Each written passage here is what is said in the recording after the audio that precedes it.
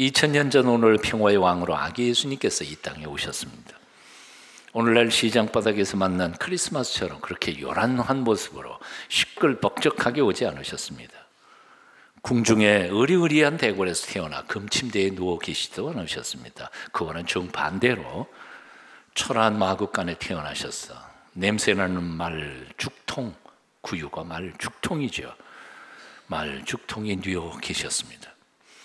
게다가 이 탄생의 소식은 권력의 자리에서 땅땅거리던 사람들, 귀족, 학자, 유력한 사람들에게 알리지 않으시고 오히려 가난하고 의지할 것이 없었던 사람들, 세상적으로는 별로 자랑할 것이 없었던 양치기들과 멸시받던 이방인들과 동방박사들에게 먼저 이 소식이 알려졌습니다.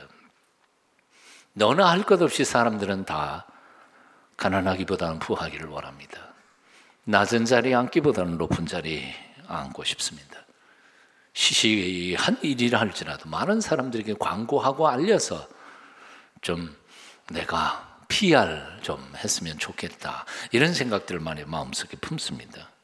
하지만 세상 만민을 구원하러 죽으러 오시는 예수님은 세상의 가장 낮은 자리, 가장 보잘것없는 자리, 가장 형편없는 자리를 골라서 보통 애기들도 그 자리에서는 누워 있을 수 없는 냄새나는 마국간에 골라서 거기에 누워 계셨다는 것입니다.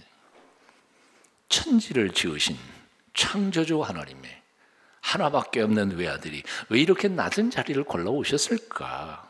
왜 그렇게도 조용하게 오셨을까? 예수님께서는 그 이유를 복음서에서 이렇게 설명하셨습니다. 높아지고자 하는 자는 낮아지고 낮고자 하는 자는 높아지리라. 이것을 신학적으로는 겸비의 원리, 자기 비하의 원리, 낮아짐의 원리라고 설명합니다. 곰곰이 요즘을 돌아봅니다. 예전에는 출세하려면 남을 짓밟고 올라가야 된다고 생각했었습니다. 경쟁사회니까 남을 죽이지 않으면 내가 살아날 수 없다고 생각했었습니다. 그런데 요즘 세상이 바뀐 것 같습니다. 나 살기 위해 남을 죽여야 하던 시절은 지나갔다는 말입니다. 이제 우리는 모두 공동 운명체입니다. 함께 지구라고 하는 배를 타고 있습니다. 대한민국에서 우리는 함께 살고 있습니다. 예전에는 남을 죽이고도 내가 살 수 있었을지 모르지만 이제는 남 죽이면 나도 죽습니다. 남 등쳐서 당장은 이익을 볼 수 있을지 몰라도 다음 순간에 그 피해는 내게로 여지없이 돌아와 나를 파멸시킨다는 사실을 우리는 언론과 그리고 경험에서 잘 배우고 있습니다. 한때 이 나라의 최고의 권력자, 권력의 윗자리에 앉아있던 분이 지금도 두 분이나 감당에 들어가 앉아 계십니다. 억지로 남을 누르고 올라서서 천하를 호령할 때 이 세상은 전부 다 제 것처럼 느꼈을지 몰라도 그렇게 막강한 권력도 얼마나 쉽게 무너질 수 있다는 사실을 우리는 자꾸 잊어먹는 것 같습니다. 요즘의 현 정권도 똑같은 길을 가고 있는 것은 아닐까? 한쪽 마음으로는 참 착잡하게 그지없습니다.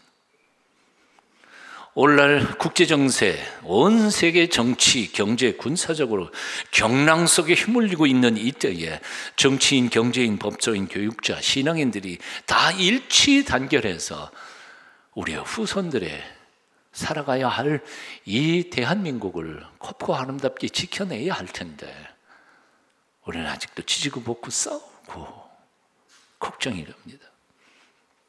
오늘날 이 시대야말로 분수를 알아야 할 때입니다. 나 아니면 안 된다는 독불장군의 착각을 버려야 하겠습니다.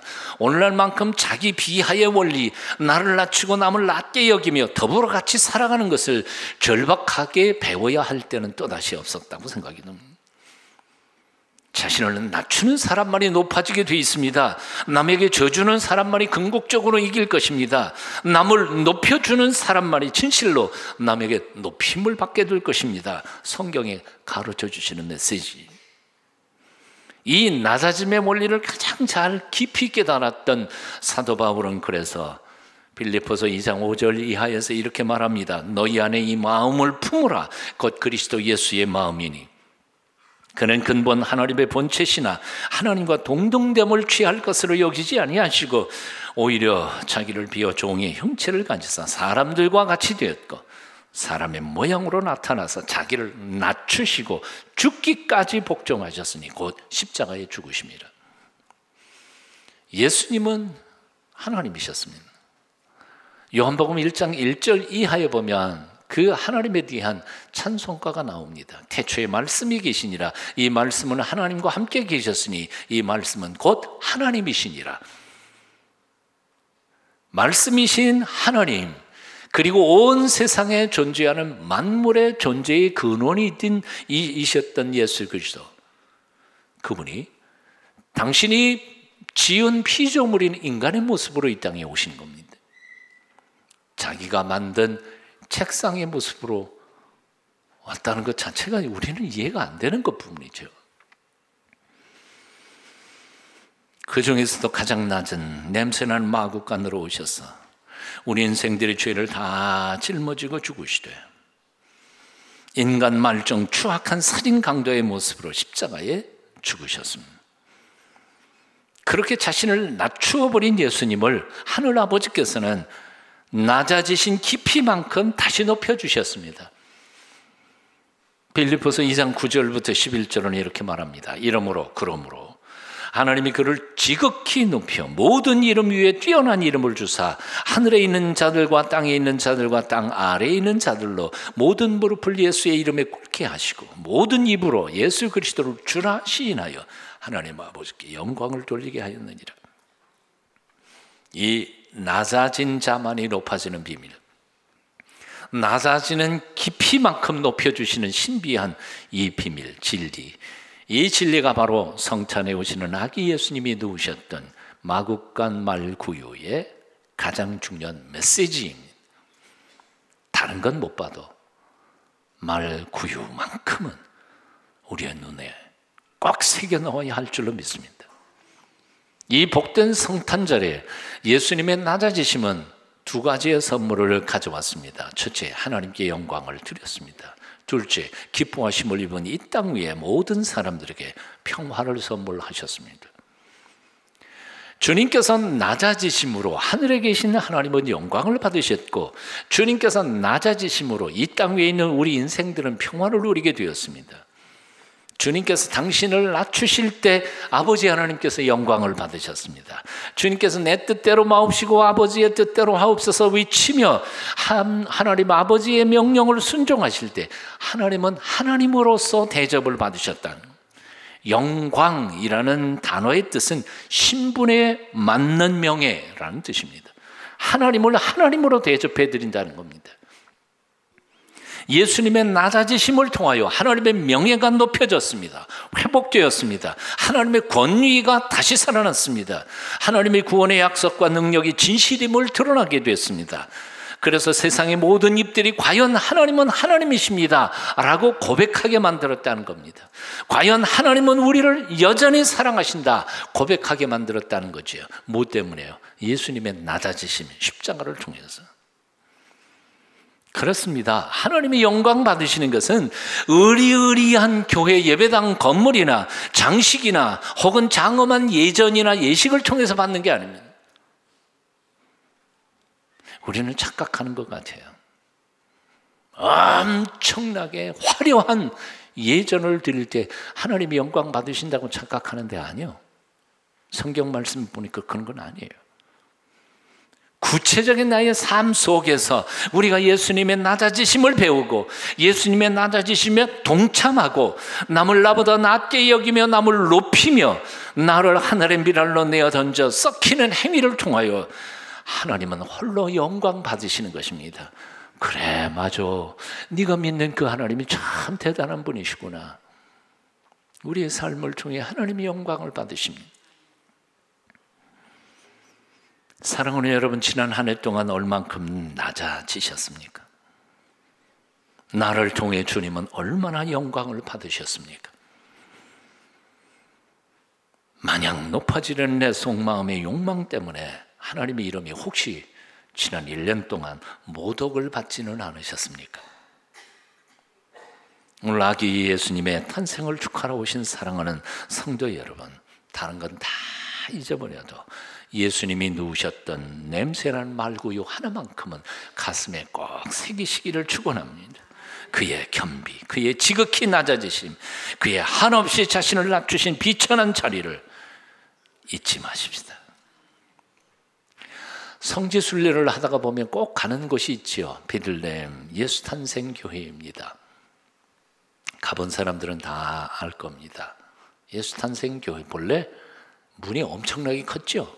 그래서 심지어는 말 타고 들어가는 황제도 있었고 장군도 있었다 그럽니다. 그러다 보니까 이건 아니다. 하나님 앞에 나왔는데 말 타고 예배당 안에 들어가는 안 된다. 그래서 그걸 다 막아버렸습니다. 막아버리고 조그만, 말 표현이 좀 그렇지만 개구멍처럼 조그맣게 이렇게 만들었어요. 그래서 키가 아무리 작은 사람도 허리를 굽혀야만 들어갈 수 있는. 이유는 간단해요. 하나님 앞에 예배하러 가는 사람들이 어딜 뻗대고 예배당 안에 들어와. 허리를 구부려야지. 예배, 경배라는 말은 히브리어 단어에서는 허리를 굽히다 그런 뜻이 있습니다. 무릎을 꿇다 하는 뜻입니다. 2018년 이 성탄에 오직 이제부터는 무릎을 꿇고 하나님 앞에 나올 때에 허리를 굽히고 하나님만 홀로 영광 받으시는 아름다운 예배와 경배를 통해 하나님을 기쁘시게 해드릴 뿐만 아니라 자신을 낮추어서 하나님이 높여주시는 축복을 경험하는 여러분 다 되실 수 있기를 축원합니다. 한 꼬마가 엄마에게 이렇게 물었다고 합니다. 엄마, 사람들은 왜 성탄절에 그렇게 기뻐해? 엄마가 대답했습니다. 우리가 기뻐하는 예수님이 탄생한 날이시기 때문이지. 그런데 꼬마가 이렇게 묻더라는 겁니다. 그래? 그럼 예수님도 우리 때문에 기뻐하실까? 꼬마답지 않은 질문이죠. 여러분, 오늘 오신 구주 예수님 때문에 기뻐하십니까?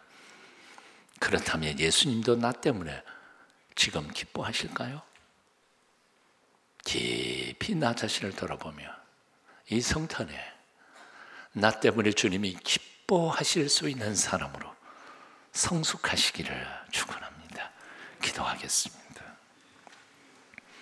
온 우주의 왕이셨음에도 냄새난 마구간 말구유로 오신 주 예수님, 오늘 우리 마음속에 그 겸손의 영을 부어 주시옵소서. 남을 나보다 낮게 여기며 한평생 섬기며 살아감으로 하나님께는 영광을, 그리고 세상 모든 사람들에게는 평화를 선물하는 하나님의 거룩한 아들, 딸들 되게 도와주시옵소서. 예수님 이름으로 기도합니다. 아멘.